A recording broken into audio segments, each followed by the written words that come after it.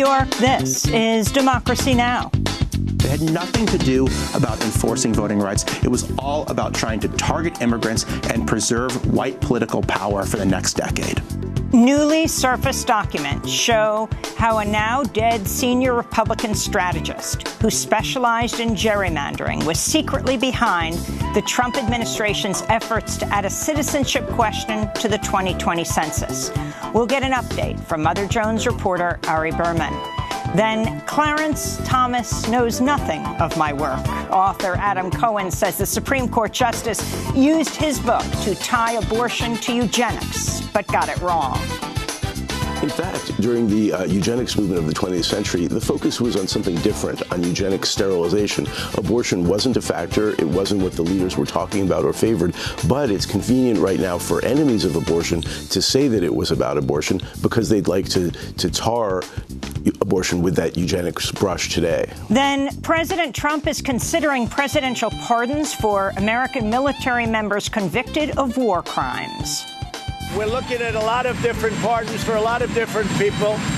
Some of these soldiers are people that have fought hard, long. You know, we teach them how to be great fighters, and then when they fight, sometimes they get really treated very unfairly. We'll get response from a combat veteran of Iraq, Waitman Wade Bourne, whose new piece for the Washington Post is headlined, "I led a platoon in Iraq. Trump is wrong to pardon war criminals." All that and more coming up.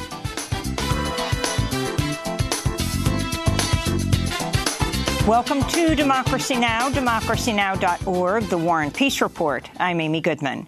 New details emerged over the weekend in the mass shooting in Virginia Beach in which a gunman opened fire on a municipal building, killing 12 people. 4 people remained in critical condition Sunday. The gunman, 40-year-old Dwayne Craddock, who also died from gunshot wounds, had worked at the site of the massacre for 15 years as an engineer.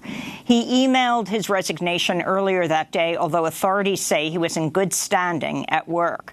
From 1996 to 2002, he was a member of the Virginia National Guard. Authorities say the gunman used 2 legally bought .45 caliber pistols and that they found 2 more firearms at his home. No motive has been found for the mass shooting. On CBS's Face the Nation Sunday, Democratic Virginia Senator Mark Warner called for congressional action on gun control. This just doesn't happen in other civilized nations at this level of violence. I've felt that we ought to take steps against assault weapons. The suppressors, I'd like to hear what the legitimate reason is in terms of either self-defense or hunting. Friday's rampage was the deadliest mass shooting in the U.S. so far this year. Homeland Security's internal watchdog warned of dangerous overcrowding at migrant prisons on the U.S. southern border. In a report released Thursday, inspectors said they saw 900 people jammed into facilities in El Paso, Texas, intended for a maximum capacity of 125 people. Some of the imprisoned migrants were forced to stand for days due to lack of space, while some had to stand on toilets to get breathing space. The report advised Customs and Border Protection to take immediate steps to remedy the situation. President Trump has sought to place blame for the increase in migrants on the Mexican government. On Thursday, he threatened to impose a 5% tariff on Mexican goods starting next week until Mexico cracks down on Central American migrants heading for the U.S. border. The tariff would increase 5% every month until it hits 25%. Mexican officials are set to hold talks with the Trump administration this week. In more news from the border, Johanna Medina, a transgender asylum seeker from El Salvador, died while in ICE custody on Saturday, according to several LGBT groups and advocates who knew her. Medina had sought medical treatment for over 2 months for complications related to HIV/AIDS before finally being transferred to an El Paso hospital, but did not survive. Johanna Medina is believed to be the second transgender migrant to die in Immigrations and Customs Enforcement custody since Trump became president. In Missouri, a judge granted a temporary restraining order to Planned Parenthood, allowing the state's only abortion clinic to remain open after health department officials refused to renew its license. The fate of the clinic is still uncertain, however, and another hearing is scheduled for Tuesday. In the Sudanese capital, Khartoum, at least 9 people have been reported killed after military forces raided an ongoing sit-in in front of the Defense Ministry Monday morning. Soldiers reportedly launched tear gas, followed by sound grenades to disperse protesters before opening live fire. Demonstrators from a range of civil society groups are demanding a civilian transitional government following the overthrow of President Omar al-Bashir in April after a months-long popular uprising and the military's subsequent government takeover. Protesters moved to other parts of the city to continue their demonstration. Last week, Sudanese authorities shut down Al Jazeera's Khartoum bureau and banned the outlet's reporters. In Honduras, protesters set fire to the front of the U.S. Embassy in the capital, Tegucigalpa, Friday. No injuries were reported. The fire came amidst massive protests against plans by President Juan Orlando Hernandez to privatize health care, pensions, and education. This is protester and activist Wilfredo Mendez. Hopefully the U.S. congressmen and senators who are Democrats can present this message with force to the Trump administration, who is supporting this dictator, Juan Orlando Hernandez. This is a clear expression of repudiation to a U.S. administration that has supported a dictatorship and turned its back on the Honduran people. In Jerusalem, hundreds of ultra-nationalist Jewish settlers entered the Al-Aqsa Mosque on Sunday, flanked by heavily armed Israeli forces, provoking protests by Palestinians. Police arrested 7 people using tear gas, rubber bullets, and pepper spray to disperse the protesters. It was the first time in 3 decades that Israel allowed Jews into the site during the final days of the Muslim holy month of Ramadan, and came on Jerusalem Day, an Israeli commemoration of the 1967 occupation of East Jerusalem. President Trump is in the UK for a state visit amidst both public and political opposition.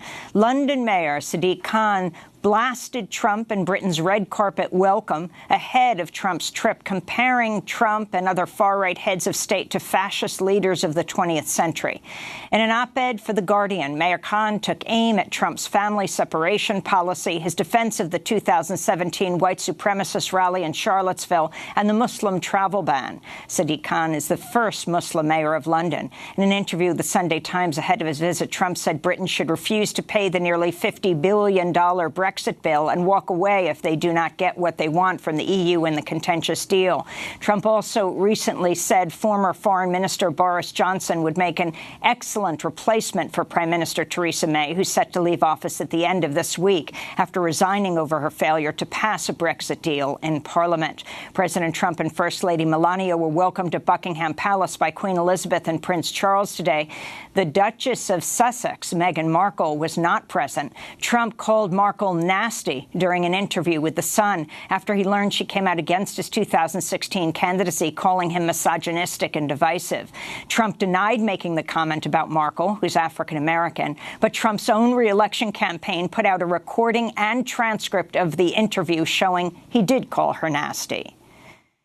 In Canada, a national inquiry found the disappearance and murder of thousands of Indigenous women and girls over decades amounts to a Canadian genocide. The report, which is obtained by CBC News ahead of its official release today, says, quote, "We do know that thousands of Indigenous women, girls, and two-spirit lesbian, gay, bisexual, transgender, queer, questioning, intersex, and asexual have been lost to the Canadian genocide to date and are the result of, quote, state actions and inactions rooted in colonialism and colonial ideologies." New State Department rules that went into effect on Friday will require all U.S. visa applicants to submit their social media information for the past 5 years. The information would give authorities access to applicants' photos, locations, among other personal data often shared on social media platforms. When the Trump administration first proposed the new rules last year, the ACL warned that it will infringe on the rights of immigrants and U.S. citizens by chilling freedom of speech and association, particularly because people will now have to wonder if what they say online will be misconstrued or misunderstood by a government official, the ACLU said. The Federal Aviation Administration said Sunday over 300 of Boeing's 737 aircraft could have faulty parts on their wings.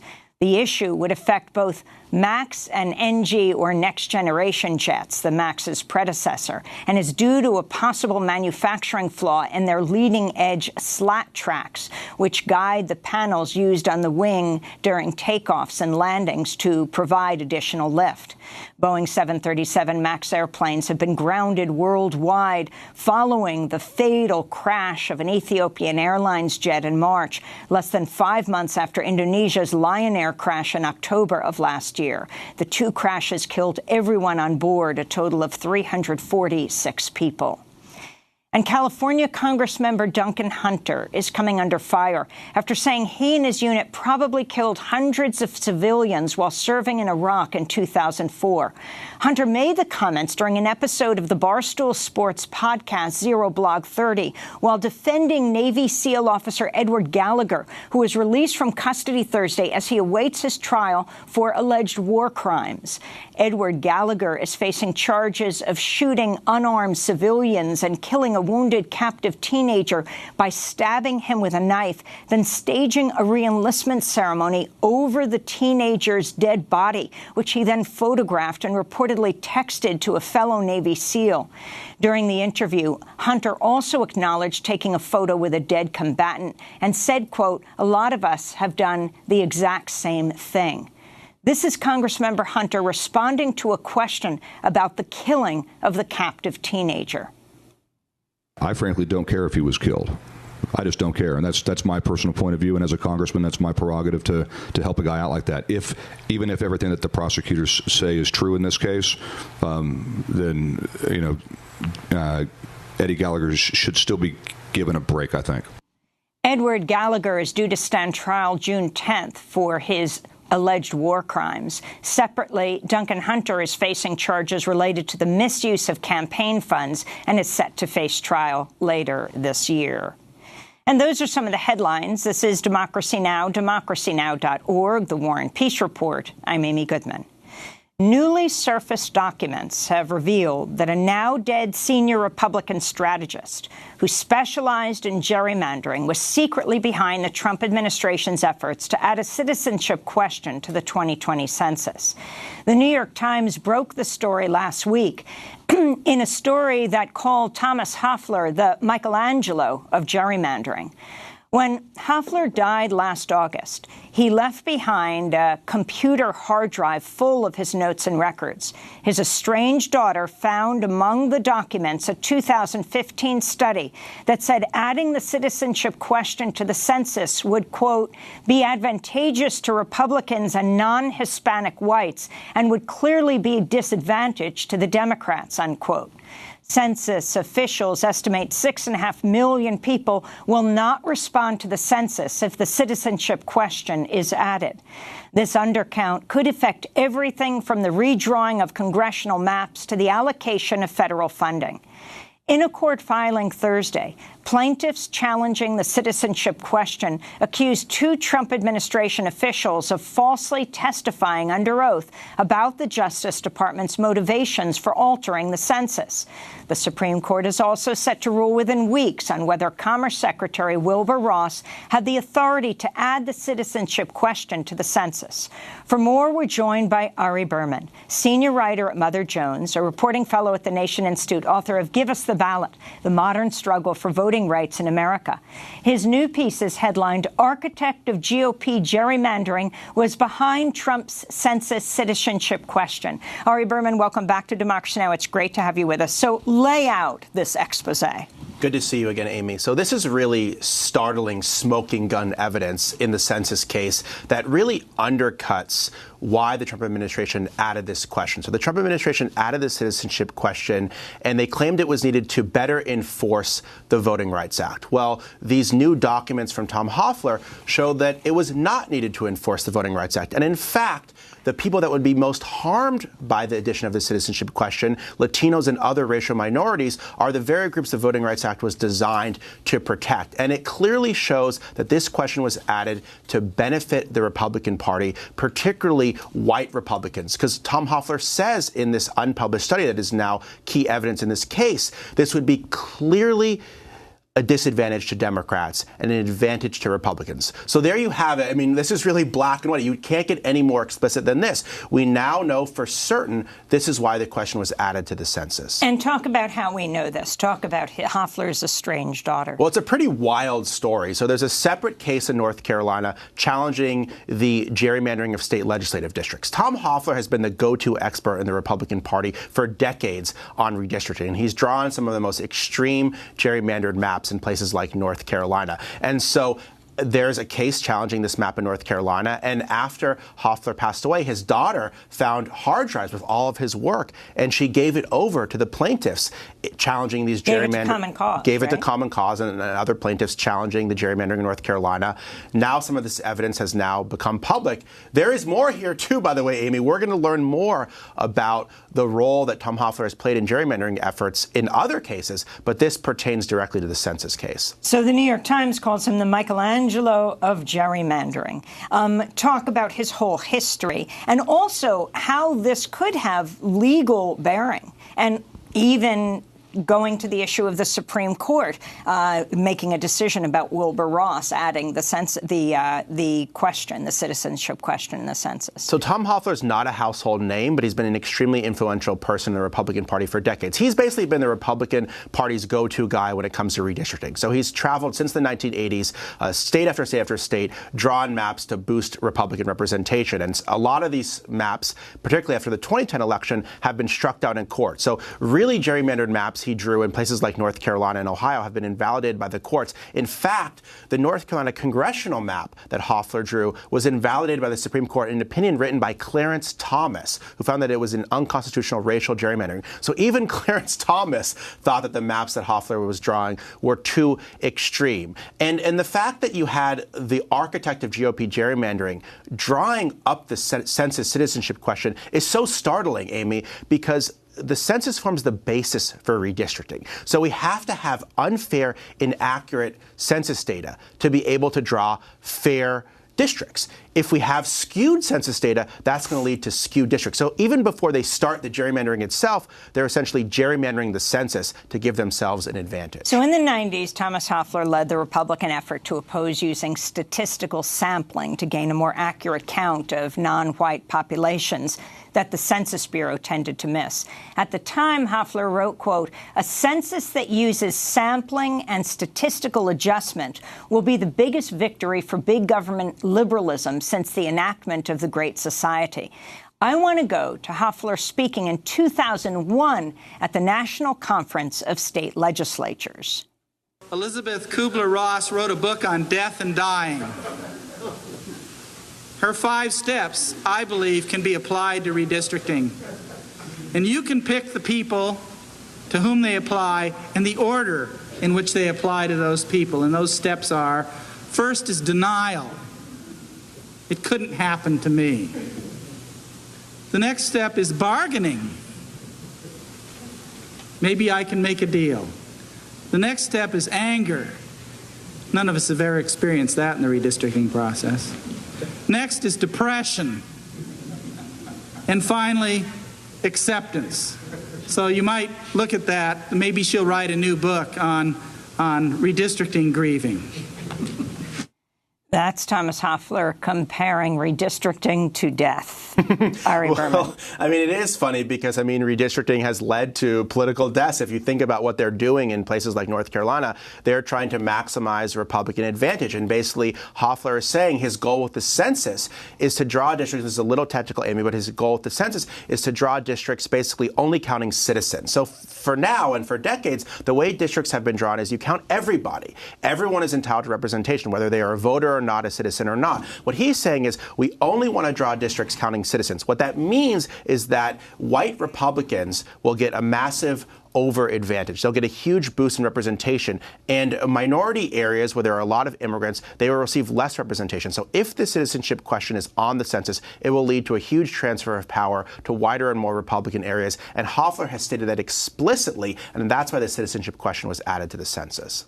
Ari, you write members of Trump's team may not have been fully forthcoming in their testimony under oath. Neither Trump transition team member Mark Newman nor John Gore, the former Assistant Attorney General for Civil Rights, who wrote the Justice Department letter, mentioned Hofeller's involvement in the letter when they were deposed under oath as part of a lawsuit by New York and 17 other states challenging the citizenship question. Yeah, so the ACLU and other plaintiffs challenging the census citizenship question are trying to sanction these former Trump officials for lying under oath to conceal Tom Hofeller's involvement in this case. There's going to be a hearing in federal court in New York this week, and the big question is, will this make its way to the Supreme Court, and will it matter? I mean, this case is going to be ruled on in a matter of weeks. The justices have likely already written their opinions, so this is all very last minute, and this evidence really undercuts the Trump administration's claims of why they added this question. However, it still remains unclear whether this is going to have any impact on the Supreme Court itself. So let's talk about gerrymandering and abortion. So these issues are all connected. And when we saw all of these abortion bans, one thing that I realized is that many of the states passing these abortion bans recently also are very heavily gerrymandered. So you have, for example, in Ohio, which was one state that passed this abortion ban, Republican candidates in Ohio for the state house got 50% of votes in the last election, but control 63% of legislative seats. You look at Missouri, Republican candidates in the Missouri House got 57% of the votes, but control 71% of the seats. So what's happening is that these Republican-controlled states, like Ohio and Missouri, they are more extreme because of gerrymandering. They are more red because of gerrymandering, and that leads to more extreme policies like these abortion bans. And it helps explain why Republican politicians are passing laws that even in their own states, people don't want. People don't want blanket bans on abortion, even in places like Missouri and Ohio. But we're seeing these laws pass because Republican politicians are insulating themselves from the will of the voters through gerrymandering. I mean, this is a really important point. I mean, most Americans are pro-choice, and yet more than half the states have passed abortion restrictions. The state legislatures are anti-choice. Exactly. So explain further how gerrymandering leads to this. So what happens is politicians get elected and they draw districts to maximize their impact and to try to give them as safe of seats as possible. And so they really feel like they are insulated from the will of the voters.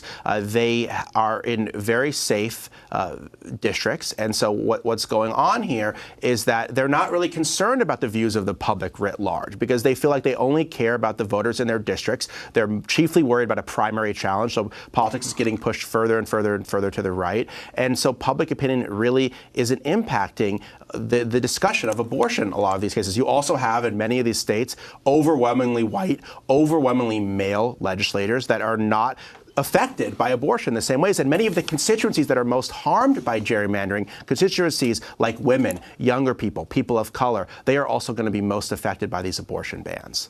And talk about Georgia in particular, the state that Stacey Abrams lost, that Brian Kemp won. Brian Kemp, who is the Secretary of State, so he was in charge of his own election when he ran for governor against Abrams, and how that plays out overall in politics and particularly around abortion. The voter suppression also explains why we have these extreme gerrymandering, these extreme abortion bans, because you look at Georgia, for example, where Brian Kemp was both Secretary of State and running for governor at the same time in 2018. He was essentially overseeing his own election.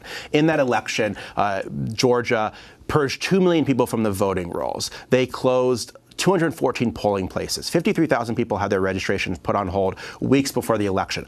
All of this helped Brian Kemp and hurt Stacey Abrams and allowed Brian Kemp to eke out a very narrow victory over Stacey Abrams. And then he signed this abortion ban that Stacey Abrams was strongly opposed to, which was passed by a legislature in Georgia that was heavily gerrymandered in favor of Republicans. So you have an extremely gerrymandered Republican legislature, a governor who was elected in part of voter suppression, signing one of the most extreme abortion laws in the country. Had it not been for gerrymandering, had it not been for voter suppression, you might have had a very different legislature and a different governor in Georgia, and this would have been blocked or not have been passed in the first place. So Hoffler's hard drives that his estranged daughters have now released. Talk about other effects that you can see coming out of this. Well, it's really important because the next election is going to determine redistricting for the next decade. And in fact, the next census is going to form the basis for that redistricting in the next decade. And so right now, there's a lawsuit in North Carolina challenging these gerrymandered state maps. The question is, will the court strike down these maps before 2020? So there'll be a new North Carolina legislature. If there's a new North Carolina legislature, there will be a different election in 2020, and that will lead to different outcomes. And so we could be seeing Republican gerrymandering efforts unraveling in North Carolina, one of the most important swing states in the country. But more importantly, I think this just focuses attention on other issues. There's been so much focus on Trump, Amy, and everything that Trump is doing.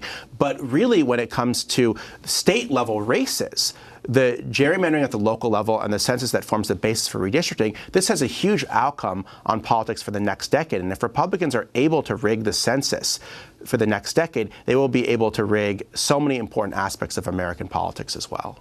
Finally, what is happening in Florida? This is a separate issue, but the whole issue of reenfranchising what is called returning citizens, people who have served time in prison.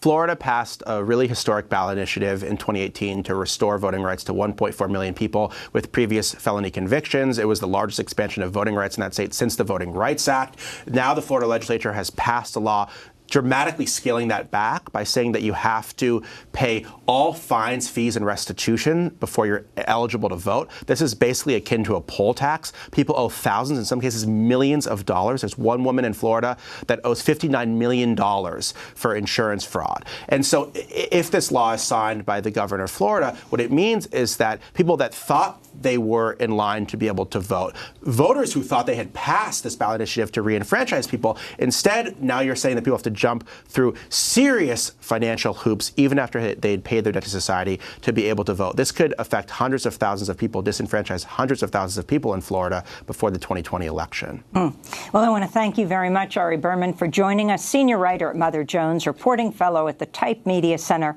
author of Give Us the Ballot, The Modern Struggle for Voting Rights in America. We'll link to your piece in Mother Jones, headlined, Architect of GOP Gerrymandering Was Behind Trump's Census Citizenship Question.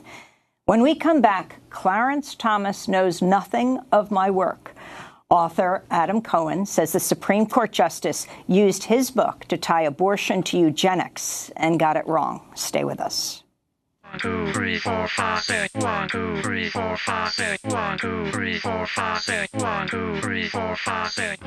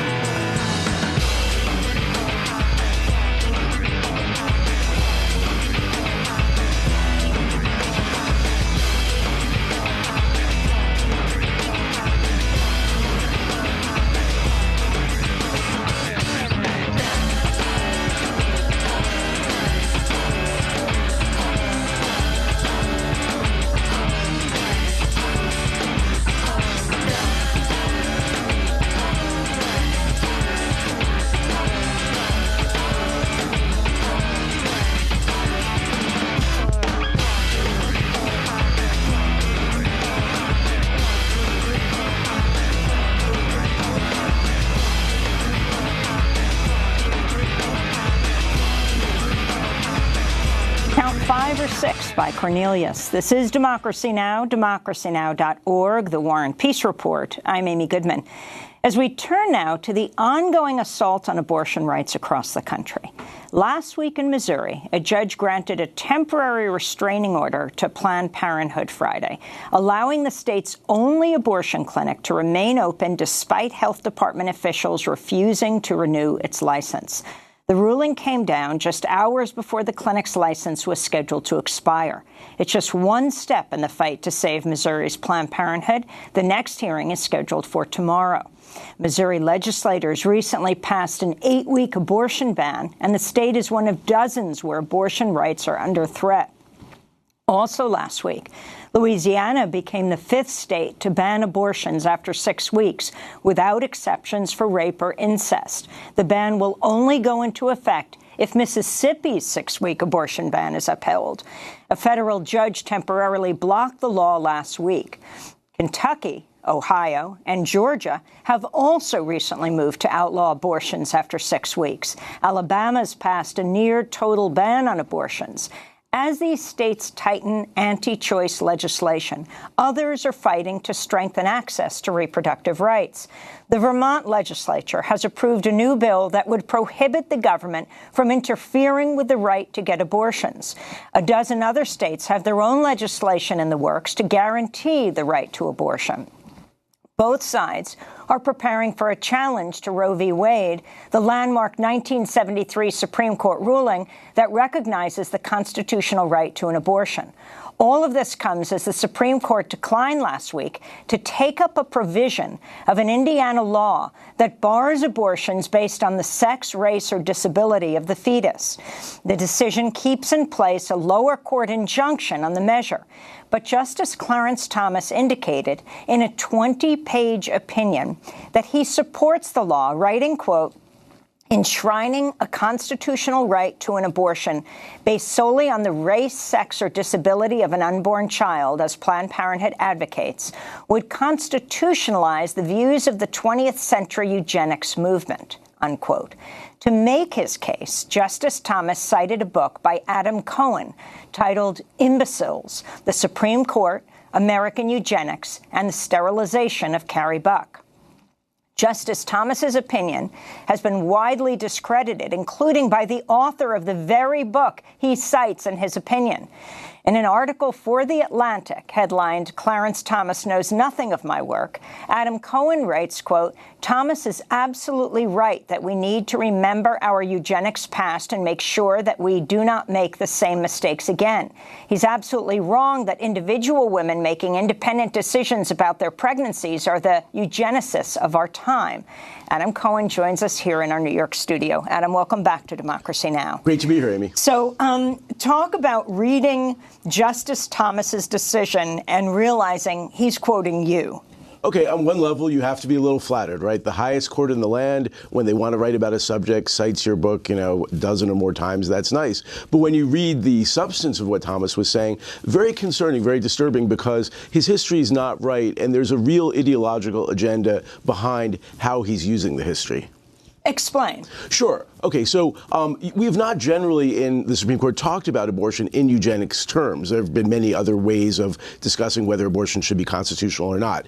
Clarence Thomas is making a bold foray here and saying, let's start using this eugenic lens. And in fact, let's go back in history to the eugenics movement of the 20th century, which was a very big deal. Not so well known, but in the 1910s and 1920s, more than half of American states adopted eugenic sterilization laws that allowed the state to choose certain kinds of people that they deem feeble-minded or otherwise unfit to reproduce, and to forcibly sterilize them. So that was a very big deal. Clarence Thomas is trying to connect that movement to abortion and say abortion is bad for the same reasons the eugenics movement was wrong. The only problem is the eugenics movement of the 20th century was never about abortion. Abortion was always illegal. The leaders of the eugenics movement said we don't support abortion. They were supporting this other thing, forced sterilization. So his history is wrong, and he's using it to try to come up, I think, with another argument against abortion. The anti-abortion forces have really failed to convince a majority of Americans that abortion is killing a person. So I think they want another argument, and you might even say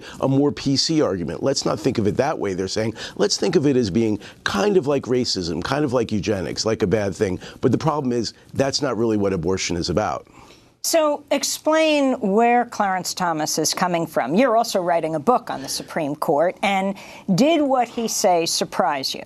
It did, because, as I say, it's not really the way in which the debate has been framed. It's really fresh and new and somewhat radical. And it's also just wrong in thinking about abortion, because when you strip away the history, which you have to do because the history is all wrong, abortion is not an act of eugenics. Eugenics is a very specific thing. It's the government saying, we're not going to let certain people who we deem to be unfit reproduce because we want to lift up the gene pool and make the gene pool of future generations more fit and better. That's not what abortion is about. When a woman in Indiana decides she's pregnant, she takes a test, finds out there's something about the fetus that is going to produce a very sick baby, maybe a baby that'll die in its first year after, terrible pain and a bad life. If she decides not to bring that baby to term and to give birth, that's not a eugenics decision. That's a woman making a personal decision about what she wants to do with her life. The government is not telling her to do that. So he's really twisting everything here. Do you think he understands the distinction? I think he does, but you can see why, from a propaganda purpose, this is good branding, right? If you can say about abortion, hey, abortion doesn't just stop a beating heart, as the movement likes to say. It's also a way of trying to change our gene pool in a way that ordinary people might say, well, that's not really the right thing to do. I think it's a good branding thing. It's just not true. The Supreme Court did allow to stand the fetal remains portion of the bill, the fetal remains burial portion of the bill. That's correct. And this ruling was widely held as a compromise. Oh, isn't that nice that there's one part of the Indiana law that's not going to stand and another that is. But it's very strange that we've gotten to a point in the abortion movement that this is considered a compromise, because what the law requires is really that every fetus have a burial, kind of like a baby would have a burial, which many women may not want that to be done to the fetal remains, and also they may be charged for it by the abortion provider. They might pay $1,000 or more for this thing, so it's hard to see that as a compromise. We're seeing abortion rights really eroding, and this is another example of that. Have you written to the justice to say he misquoted you? No, I haven't, but I'm hoping that he reads The Atlantic and that he'll see it there. So, Adam Cohen, you are writing a book on the Supreme Court. You also focus on precedent-setting cases, and I wanted to ask you about where you think the Supreme Court is headed when it comes to abortion. Last year, Judge Brett Kavanaugh appeared before the Senate Judiciary Committee, and he was asked about Roe v. Wade in his confirmation hearing. One of the important things to keep in mind about Roe v. Wade is that it has been reaffirmed many times over the past 45 years, as you know. And most prominently, most importantly, reaffirmed in Planned Parenthood versus Casey in 1992. So that was Brett Kavanaugh before he became Supreme Court Justice. Of course, he was approved. It is officially the Roberts Court. Some call it now the Kavanaugh Court. What does it mean, what he said, and where do you see the Supreme Court going right now? Yeah, well, first of all, I don't think we can give a lot of credence to what people say at confirmation hearings. They tend to say what they think the Senate wants to hear in order to get themselves confirmed. Chief Justice Roberts himself famously said at his confirmation hearing, I see my role as a judge as being an umpire, just calling balls and strikes, and then, look at the kind of decisions we've been getting in the last few years. So I don't think we can say from that Kavanaugh wouldn't vote to overturn Roe v. Wade. And the thing is that for really a long time, we've had one justice in the middle, a swing justice. It was O'Connor, and then it was Kennedy, who, although conservative, has not been willing to pull the trigger and overturn Roe v. Wade. The question is now, do we have one of those swing justices, or with the recent appointments of Kavanaugh and Gorsuch, do we now have 5 justices who would all actually overturn it? We just don't know the answer. And what about Roberts, Chief Justice Roberts, where you think he would stand? Many were surprised when Obamacare, when the Affordable Care Act came before the Supreme Court, that he actually voted for it, even though he had expressed criticism of it. He did, and that made people think maybe he's a potential swing. But that is a very different kind of issue, and that was one where maybe he was trying to act a little bit more like an umpire. But on a abortion, it could be different. He's very religious. When he went to Harvard as an undergraduate, he went to Mass every Sunday. His wife has been active in anti-abortion causes. So he may just feel, if this is a real sort of heart issue for him, we just don't know if he's been waiting all these years to overturn Roe v. Wade. Before you go, I wanted to ask you about Angela Merkel. Angela Merkel, the German chancellor, was at Harvard University this past week giving a major graduation address and took an apparent swipe at President Trump and his policies during her keynote commencement address. Merkel, who received an honorary degree from Harvard, took aim at Trump's protectionism, trade wars, and his efforts to expand the wall along the U.S.-Mexico border. That's why I want to leave this wish with you. Tear down walls of ignorance and narrow-mindedness, for nothing has to stay as it is. The German chancellor did not mention Trump by name, but compared his wall-building efforts to the Berlin Wall that restricted her movements as she grew up in East Germany. You were at your Harvard commencement, your Harvard graduation reunion. You were there? I was there in the audience, yes.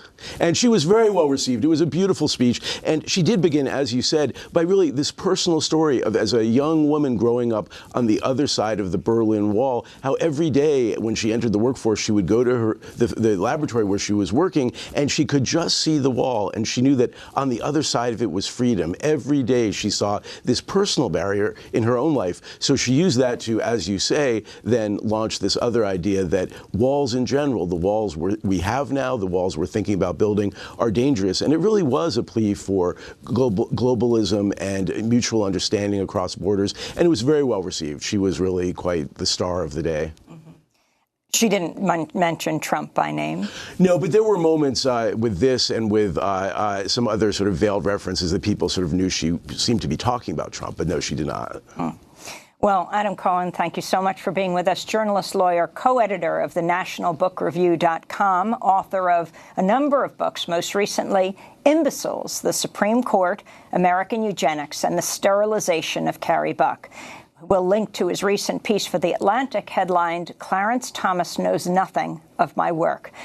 Adam Cohen is writing a book about the last 50 years of the Supreme Court. When we come back, President Trump is considering presidential pardons for American military members convicted of war crimes. Stay with us. Oh, my mama, she gave me these feathered breaths. Oh, my mama, she told me, use your voice, my little bird. She said, sing, sing, sing, sing, sing, sing melodies. And she sang, sang, sang, sang, sang, sang melodies.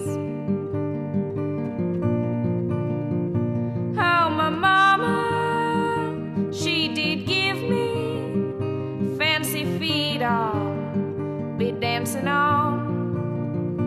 And I'll tap, tap, tap my toes into those creaking floorboards. Oh, my mama, she took my little hand and held on tight. Oh, the mama. Oh, My Mama by Alela Diane. This is Democracy Now!, democracynow.org, The War and Peace Report. I'm Amy Goodman.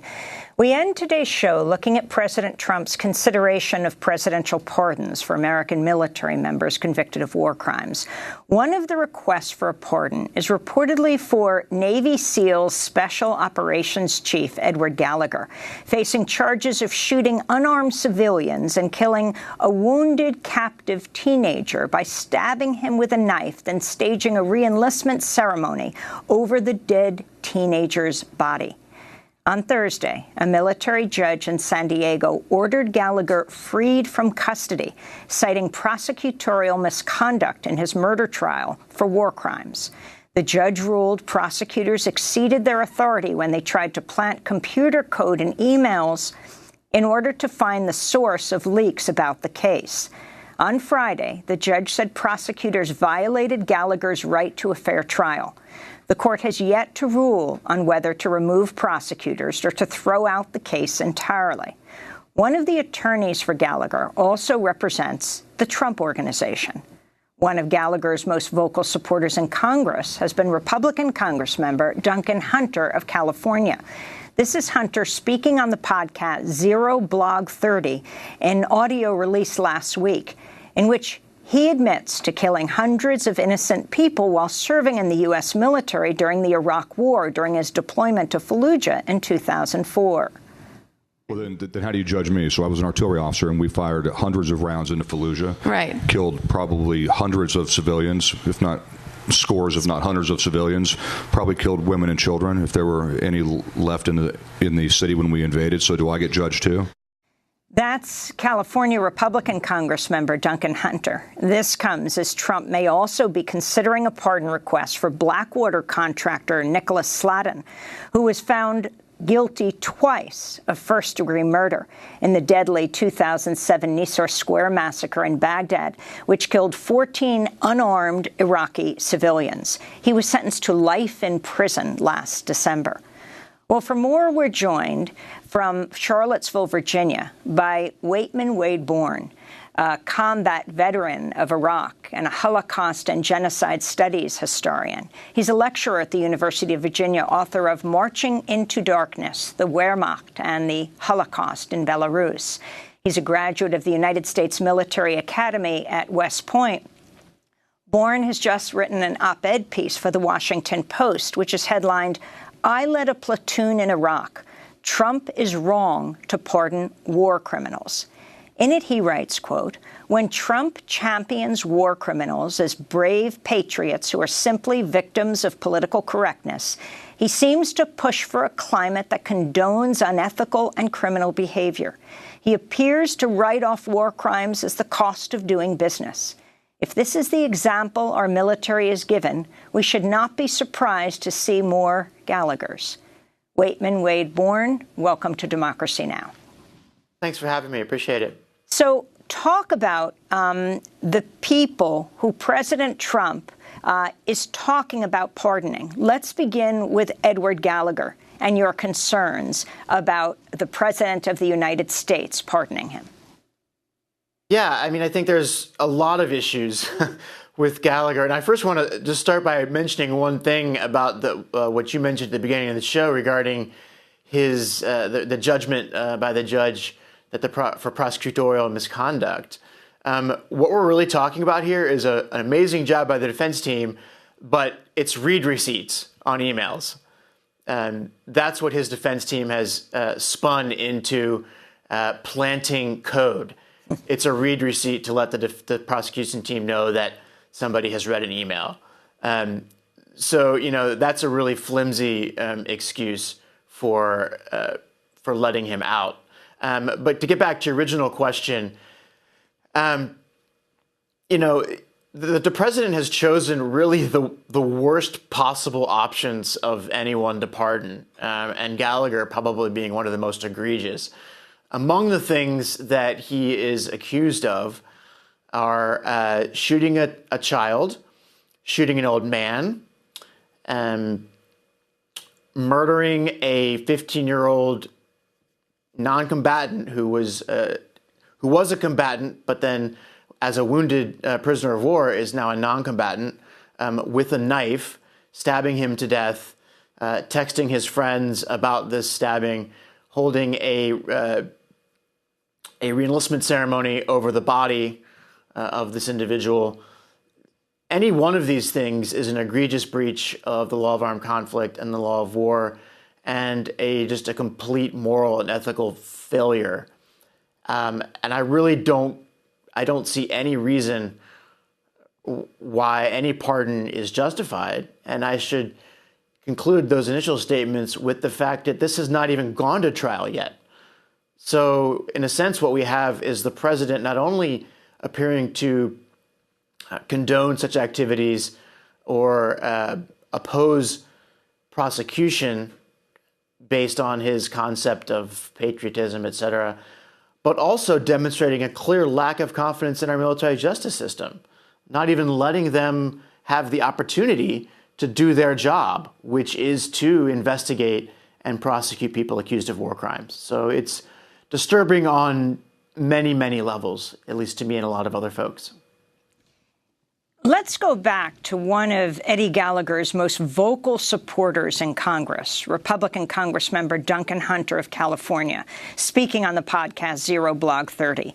He was asked specifically about Gallagher allegedly stabbing to death this teenager, a teenage ISIS fighter who was brought in for medical treatment. He was a POW, as you pointed out. Let's go to Duncan Hunter's response. I frankly don't care if he was killed. I just don't care, and that's my personal point of view. And as a congressman, that's my prerogative to help a guy out like that. Even if everything that the prosecutors say is true in this case, then Eddie Gallagher should still be given a break, I think. In February, Congressman Hunter spoke about Gallagher's prosecution during an interview on KUSI in San Diego. You have lawyers that don't know what the word combat means prosecuting guys for killing the enemy.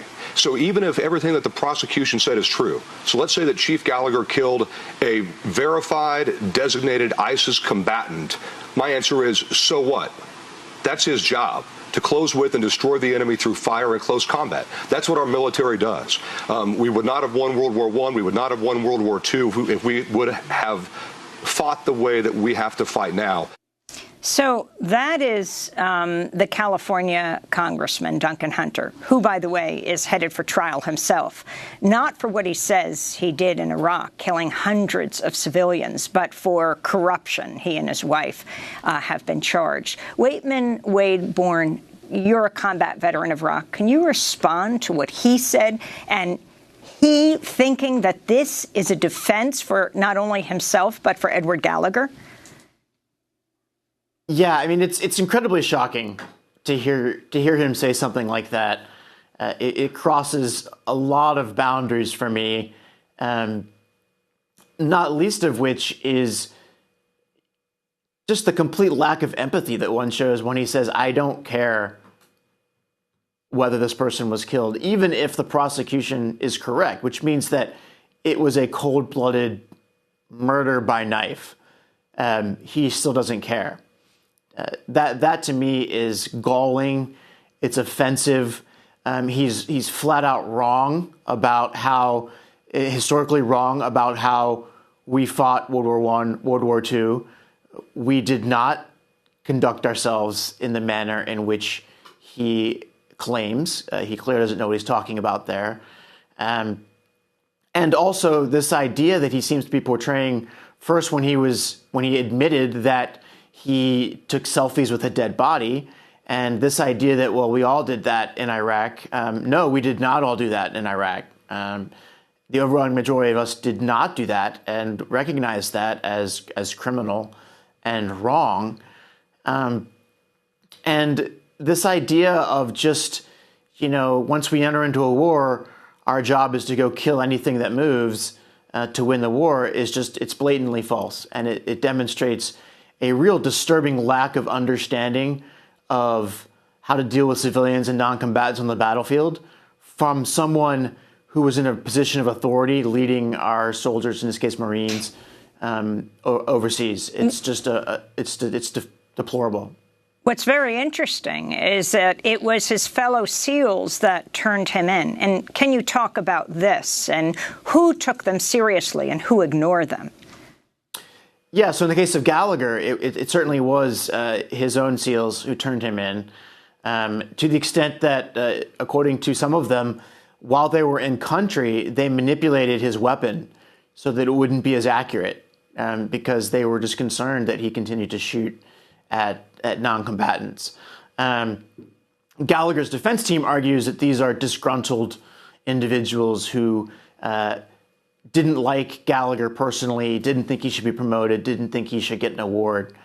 And what we're overlooking here is that these are some of our best trained, most committed, most dedicated special operators they are not the kind of people who have their feathers ruffled easily. And so if they are disturbed about what someone is doing to the extent that they are willing to repeatedly risk their careers, as they're being told directly by both Gallagher and others, to drop this and let it go, and they do not. I mean, in my view, they're heroes for what they're doing at the risk of their careers. I think we need to take that very seriously. And by the way, I should note that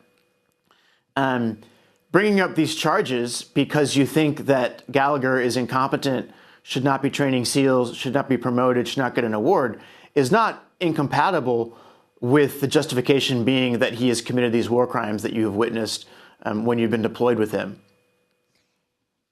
Waitman Wadeborn, you wrote in your Washington Post piece, in my book, Marching into Darkness, I wrote about the German army's participation in the Holocaust at the small unit level.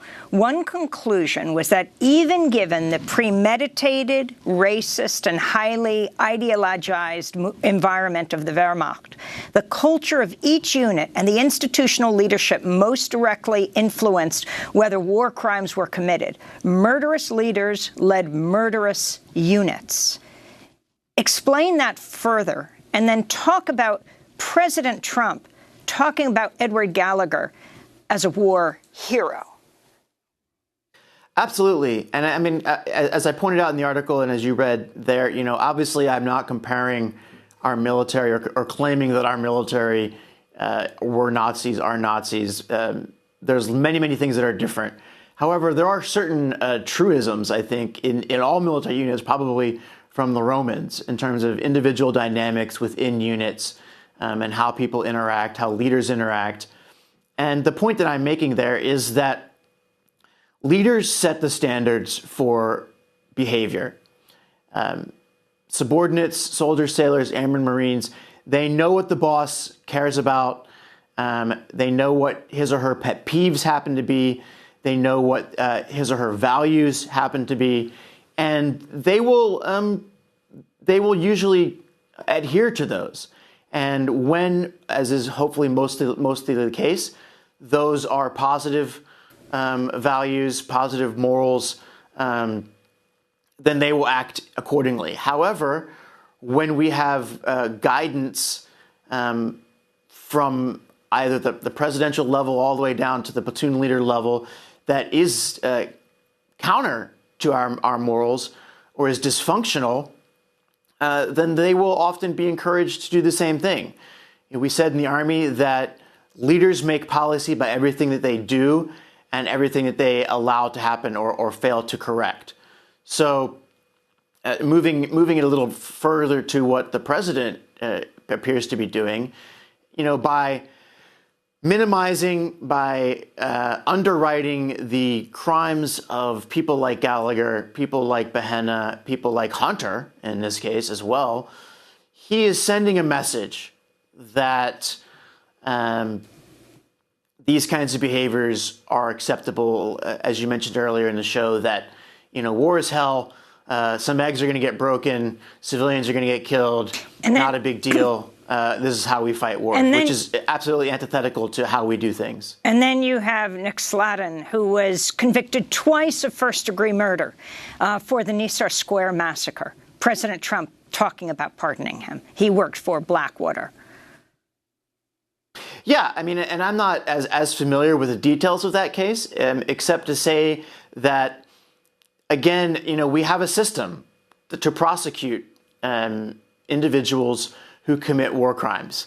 And particularly in this case, given that we have a more complicated situation with a civilian working for the military but not under Uniform Code of Military Justice, the fact that that conviction has gone through the process that we have set up twice and has been upheld, there doesn't seem to be any compelling reason for a pardon. Usually a pardon, if done in the best of intentions, is to correct a wrong, whether it's a racist conviction or something to that effect. And in this case, there isn't a wrong to be corrected. Wait a minute. I wanted to ask you one question very quickly before we get to the end, and that is the Virginia Beach mass shooter. This is pretty much a different issue. Dwayne Craddock was enlisted in the Virginia National Guard for years. Other mass shooters with a military or law enforcement background included David Long, Marine, Afghanistan war vet Nicholas Cruz, high school Army ROTC, and a number of others who were involved with mass shootings. This relationship between serving in the military and mass killings, your thoughts? Well, I think it's frankly disingenuous to really associate those. You know, a lot of times the news will say something to the effect of... I hate to end it here, but we're going to have to. I want to thank you for being with us.